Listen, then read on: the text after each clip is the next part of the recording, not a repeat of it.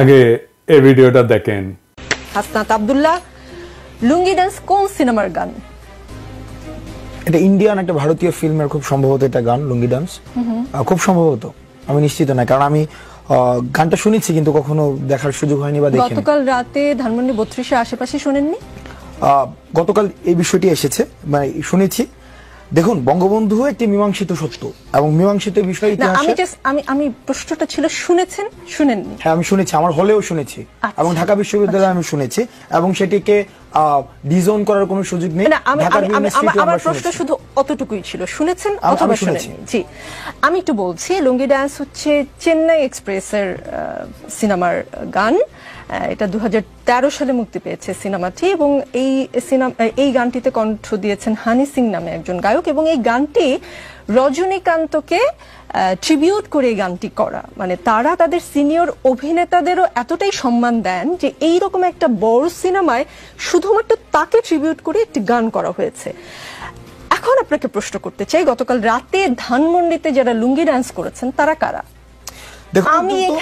আমি এখানে তৃতীয় কোন পক্ষ এমন কেউ করেছে, আমরা করিনি, ষড়যন্ত্রের গন্ধ, গত 15 বছর এগুলো আমি শুনেছি। হাসনাত আব্দুল্লাহ, বেশ শুনেছি। রাত 1টা-2টা থেকে এই গান শুরু হয়। আমাদের সংবাদকর্মী ছিলেন সেখানে 2-3 ঘন্টা বা তারও বেশি সময় ধরে চলে।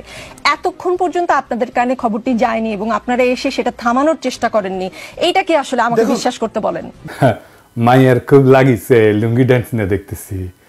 দাঁড়াও মাইয়া, তোমার ড্যাডির লুঙ্গি খুলে দিচ্ছি, আসো। লুঙ্গি ডান্স কেন দেওয়া যাবি না? শেখ মুজিবকে খুব বেশি বুঝে গেছো না? হ্যাঁ, এই যে বুঝে রাখেন, বুঝছেন, এই যে আওয়ামী লীগ কলে ফিরে আসবে এই যে সংখ্যালঘুর ঘাট ধরে আর নারীর ঘাট ধরে, বুঝছাও তো? এইগুলারে আগে সাইজ করে রাখতে হবে। আচ্ছা, আর একটা জিনিস একটু দেখে নেই, ধানমন্ডি 32 নম্বরের 2 পাশে ব্যারিকেডকে দিছে সেনাবাহিনী নাকি স্বরাষ্ট্র মন্ত্রণালয়? সিদ্ধান্তটা কার? মানে আমার জানা দরকার আর কি, কুরকুরানিটা কার? সুপুর নাকি উপদেষ্টার? 32 নম্বরকে প্রোটেকশন দেওয়া যাবে না, সোজা হিসাব। 32 নম্বরের সাথে আমাদের সকল বোঝাপড়া শেষ হয় নাই। যে ব্যারিকেড বসাইছেন সেটা সরান। ভালো করে কইতেছি, ব্যারিকেড না সরাইলে কিন্তু মহাবিপদে পড়বেন। লাঠিগুলি টিয়ার গ্যাস দিয়ে বিপদ ঠেকাইতে পারবেন না। কি বিপদে পড়বেন ভিডিওর শেষে কমুনি। ধানমন্ডি 32 নম্বরের সাথে আমাদের হিসাব আছে। ওই বিল্ডিং এর প্রত্যেকটা ইট জনগণ খুলে নেবে, তারপরে ওই বিল্ডিং এর মুক্তি। জনগণের সাথে ফয়সালা শেষ। অনেকে কইতেছেন মুজিবের কি কোনোই ভূমিকা নাই? থাকবে না কেন? হাসিনার মতো একটা রাক্ষসী জন্ম দিছে। মানুষের ঔরসে রাক্ষসী জন্মানোর তো কোনো উদাহরণ নাই আগে, তাই না? আর মুজিব কি করেছে? স্বাধীনতার নেতা ছিল। আজ এনে বিষয়টা দেখি। তো মুজিবের যদি স্বাধীনতার জন্য অবদান থাকে, তো জিন্নাহ সাহেবেরও আছে না? আছে তো। তিনি না থাকলে কি আমরা এই মানচিত্র পাইতাম বাংলাদেশের? এই মানচিত্রটা কার দেওয়া? এটা তো জিন্নাহ সাহেবের দেওয়া। তো জিন্নাহ সাহেবকে আমরা এখন সেলাম ঠুকি নাকি? হ্যাঁ, কি মানবেন? আজ আর একটা উদাহরণ দিই ইতিহাস থেকে। মুসলিম লীগ আমাদের জমিদারি উচ্ছেদ আন্দোলনের নেতৃত্ব দিল। আমাদের যুগ যুগের এই যে তিতুমির যে লড়াই করলো, হাজী শরীয়তুল্লাহ লড়াই করলো, এই যে নুরুদ্দিন লড়াই করলো, কার জন্যে? জমিদারি উচ্ছেদের জন্য। তো এই জমিদারি উচ্ছেদ আন্দোলনের নেতৃত্ব দিল কে? মুসলিম লীগ। তো জমিদারি প্রথা উচ্ছেদ করলো কে? আমাদের প্রথম রাষ্ট্র পাকিস্তান উপহার দিল কে? মুসলিম লীগ। তো আমাদের পূর্ববঙ্গের সব রাজনৈতিক নেতৃত্ব করতো মুসলিম লীগ। মৌলানা ভাসানী বলেন, শেখ মুজিব বলেন, শেরে বাংলা বলেন, সবাই কে না? এই মুসলিম লীগ তারপরে ক্ষমতায় যায় জনগণের বিরুদ্ধে দাঁড়ায় মুসলিম লীগ নিশ্চিহ্ন হয়ে যায় নাই? আমরা কি এখন মুসলিম লীগের নামে জয়ধ্বনি দেই, জয়গান করি? মুসলিম লীগের নামে করি না। এত গৌরবজনক অর্জন থাকা সত্ত্বেও তো কেন করি না? তাইলে ওটার জবাব দেন আগে। আচ্ছা, আর একটা এক্সাম্পল দেই ইতিহাস থেকে।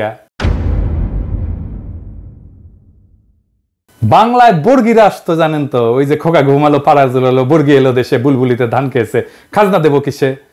1741 সাল থেকে মারাঠারা বাংলায় আক্রমণ করে লুটতরাজ, ধর্ষণ, কি না কি, খুন খারাপি, এই সমস্ত চালাইতে থাকে।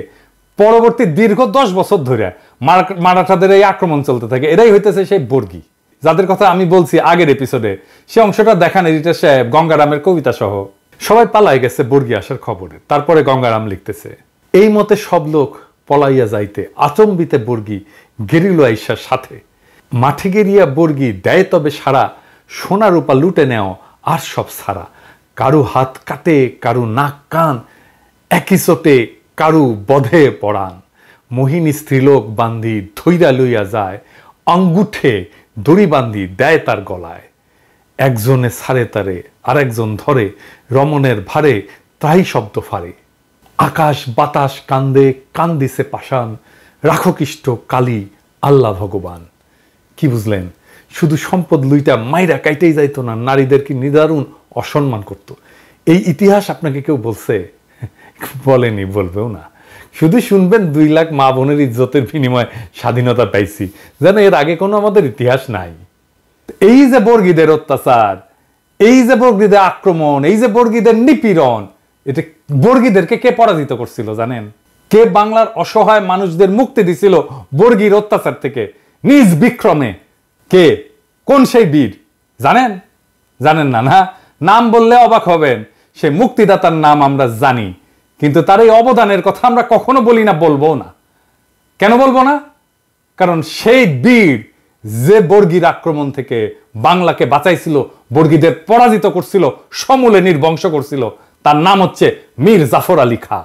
হ্যাঁ, সেই মীর জাফর, যে পলাশির আম্র কাননে সমস্ত সৈন্য নিয়ে নিশ্চুপ পুতুলের মতো দাঁড়াইছিল, সেই মীর জাফর আলীবর্দী খানের তরুণ সেনাপতি হিসাবে বর্গীদের পরাস্ত আর সমূলে পরাজিত করে।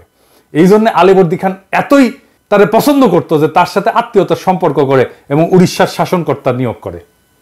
শেখ মুজিবও আর এক মীর জাফর। স্বাধীনতার আন্দোলনের নেতা কিন্তু বর্বর স্বৈর শাসক আর হাসিনার ফ্যাসিস্ট শাসনের আইকন। তাই স্বাধীনতা যুদ্ধের ভূমিকা যা কোনোভাবে মীর জাফরের বর্গীদের বিরুদ্ধে বীরত্বের সাথে লড়াই করার সাথে তুলনীয় না, তাকে আমাদের স্মরণীয় বরণীয় ভাবার কোনো দায় নাই। মীর জাফরের বিশ্বাসঘাতকতা তার মুক্তিদাতার ভূমিকাকে যেভাবে নিশ্চিহ্ন করে দিচ্ছে, ঠিক একইভাবে স্বাধীনতা যুদ্ধে মুজিবের ভূমিকাকে আমরা কোনোভাবেই সেলিব্রেট করতে পারি না। তার স্বৈর শাসন এবং তার ফ্যাসিবাদের আইকন হওয়া তার মুক্তিযুদ্ধের স্বাধীনতার ভূমিকাকে নিশ্চিহ্ন করে দিচ্ছে। যদি মুজিবকে সেলিব্রেট করতে হয়, তাহলে বর্গীদের বিরুদ্ধে মীর জাফরের বিরুদ্ধকে আগে সেলিব্রেট করতে হবে। তাই 32 নম্বরের প্রত্যেকটা ইট আমরা খুলে নেব, ওই বাড়ির ডিনামাইট মাইরা ধুলা মিশাই দেব। ওইটা ফ্যাসিবাদের আইকন। ওই ব্যারিকেড রাখছে না, ওই ব্যারিকেডের উপরে মুদবেন লাইন ধরে স্যাট স্যাট করে, আর প্লাস্টিকের প্যাকেটে করে কাঁচা গু নিয়ে যায় ওর মধ্যে ছুঁড়ে মারবেন। মানুষের গু হোক, কুকুরের গু হোক, বিড়ালের গু হোক, যাই হোক, ভিতরে ছুঁড়ে মারবেন। যতদিন ওই ব্যারিকেড রাখবে ততদিন ছুড়বেন, ততদিন মুদবেন ওইটার উপরে। কোনোভাবে ওই বাড়িকে টিকতে দিবেন না। মনে রাখবেন, ওই বাড়িতে যদি সংস্কার কাজে কেউ হাত দেয়, সেই এই ফ্যাসিবাদের পুনরুত্থানের জন্য কাজ করতেছে। সেনা পাহারা যারাই রাখছেন সরায় ফেলেন। জনগণের অসমাপ্ত কাজ সমাপ্ত করতে দেন। 15ই আগস্ট গণতন্ত্র মুক্তি দিবস, বাংলাদেশের মানুষ উৎসব করবে, আমরা উৎসব করব। তুই বলার কে রে? হ্যাঁ, লুঙ্গি ড্যান্স না কি করছে? 100 বার করবো লুঙ্গি ড্যান্স। মুজিব বন্দনা বাংলাদেশে করা যাবে না। এই যে যারা কয় যে করলে ইতিহাসের বিরুদ্ধে হবে, ওদের বলবেন মীর জাফর আলী খাঁকে তাইলে আমাদের আগে সম্মান দিতে হবে। ওইটা ইতিহাস না? বর্গীর আক্রমণ ইতিহাস না? খালি পাকিস্তানের শোষণই ইতিহাস? পাকিস্তানের শোষণ তো বর্গীর আক্রমণের তুলনায় কিছুই ছিল না।